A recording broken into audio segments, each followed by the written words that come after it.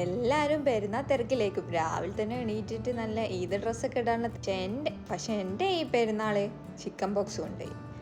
നല്ലൊരു അടിപൊളി പണിയാണ് എനിക്ക് പെരുന്നാൾ കേക്ക് കിട്ടി. രാവിലെ തന്നെ എണീറ്റ് എനിക്ക് ഒരു പണിയും ചെയ്യാൻ തന്നെ ഇല്ല.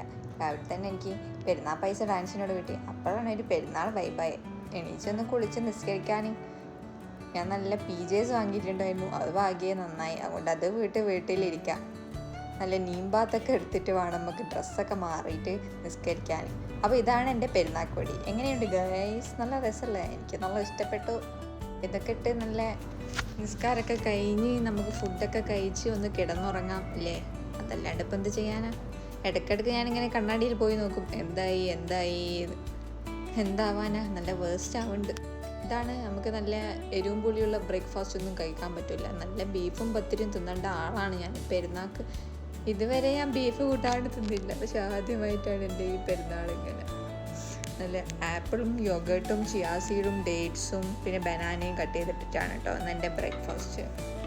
എനിക്കൊരു മൂഡില്ല ഇത് കഴിക്കാൻ. പക്ഷെ എന്ത് ചെയ്യാനാ, വയറ്റിൽ എന്തെങ്കിലും ഒന്ന് അറിയണ്ടേ. അങ്ങനെ അത് ഉണ്ടാക്കിയിട്ട് അങ്ങോട്ട് കഴിച്ചു.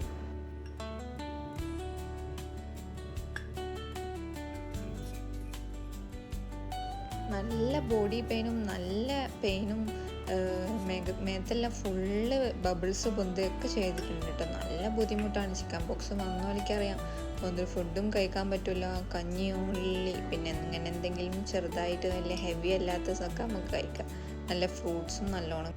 ഞങ്ങൾ പോണ്ടിച്ചേരിയാണ് കേട്ടോ ഉള്ളത്. അതുകൊണ്ട് തന്നെ ടേക്ക് കെയറുന്ന എൻ്റെ ഹബ്സ്റ്ററാണ്, വേറെ ആരുമില്ല. ഓന് ഓൾറെഡി ഒരിക്കൽ വന്നത് കൊണ്ട് ഓന് വരുന്നുള്ളൊരു പേടിയില്ല. 2-3 മരുന്നും കഴിക്കാനുണ്ടായിരുന്നു. ഞാൻ അതും കഴിച്ച് ബ്രേക്ക്ഫാസ്റ്റൊക്കെ കഴിച്ച് നല്ല ഉഷാറായിട്ട് കിടന്നങ്ങോട്ട് ഉറങ്ങാം.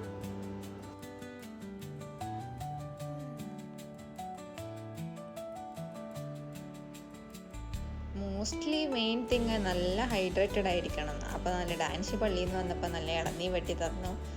അങ്ങനെ അത് കഴിച്ചപ്പോൾ നല്ല സമാധാനം. പിന്നെ ഓന് വേണ്ടി ഒരു ഫുഡ് ഉണ്ടാക്കാൻ ഞാൻ നിർബന്ധിച്ചപ്പോൾ നെയ്ച്ചോറും ചിക്കൻ കറിയും ഉണ്ടാക്കി. അപ്പോൾ ഞാൻ വിചാരിച്ച് കുറച്ച് ഗീ റൈസ് തിന്നാമെന്നല്ലേ. അപ്പോൾ കുറച്ച് ഗീ റൈസും ചിക്കൻ കറിയിലെ ചിക്കൻ എടുത്ത് ഞാൻ കഴുകിയിട്ട് തിന്നിട്ടായിരിക്കും കുട്ടി. നല്ല ടേസ്റ്റ് ഉണ്ടായിരുന്നു. 4 days ആയിട്ടോ ഞാൻ ഫുഡൊന്നും കഴിക്കാത്ത. നല്ലൊരു ആശ്വാസം ഉണ്ടായിരുന്നു. പിന്നെ ഫുഡൊക്കെ കഴിച്ച് കുറച്ച് വാട്ടർ മെലോൺ കഴിച്ചു. പിന്നെ അത് കഴിഞ്ഞ് കുറച്ച് ഇളനീർ.